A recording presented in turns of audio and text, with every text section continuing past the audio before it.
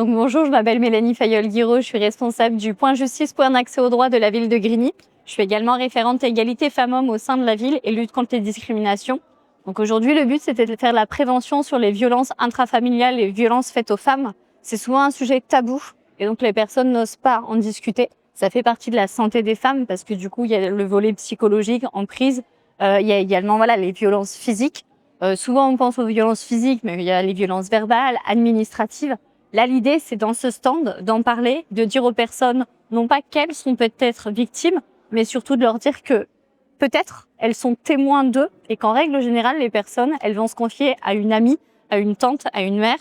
Et dans ces cas-là, du coup, c'est important d'avoir les associations compétentes sur le territoire, qui sont du coup ici l'association d'aide aux victimes Mediavip, qui interviennent du coup tous les mardis au point d'accès au droit à Grigny, et qui sont Harris Orangis, la ligne d'écoute et d'accompagnement, qui sont Femmes Solidarité 91 Harris Orangis. Donc là, c'était de faire de la prévention et de leur dire en tant que témoin, tenez les outils, gardez-les, peut-être qu'une fois, ça peut vous arriver.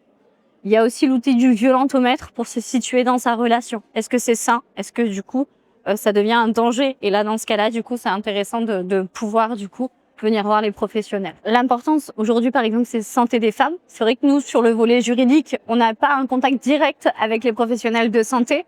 Par exemple, tout à l'heure, on a échangé avec un médecin qui faisait du dépistage en disant « Ah, le violentomètre, j'en ai déjà entendu parler, mais je sais pas comment me le procurer, par exemple. » Pareil, il y a différentes formations sur les professionnels qui sont faites. Et souvent, il y a le volet santé, chacun est dans un bloc, il y a le volet juridique, et on travaille pas ensemble. Là, il y a vraiment une transversalité qui s'est faite. Par exemple, à côté, il y a l'emploi. Donc, on peut du coup avoir une question sur l'emploi, mais on sait que la personne a peut-être une question juridique.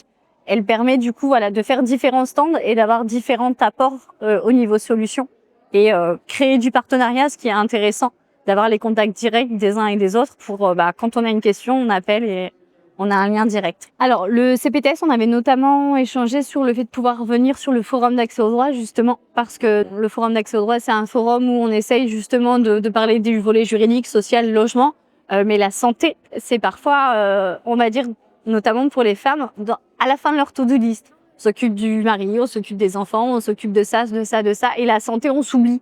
C'est quelque chose d'hyper essentiel, donc c'était dans le but de promouvoir justement et de se dire il y a des bilans, il y a de la prévention gratuite qui peuvent être faits. Et c'est dans ce rôle-là que j'ai connu le CPTS. Alors des remerciements à toutes les personnes qui sont intervenues et du coup au CCS qui est porteur du coup de ce forum santé pour les femmes.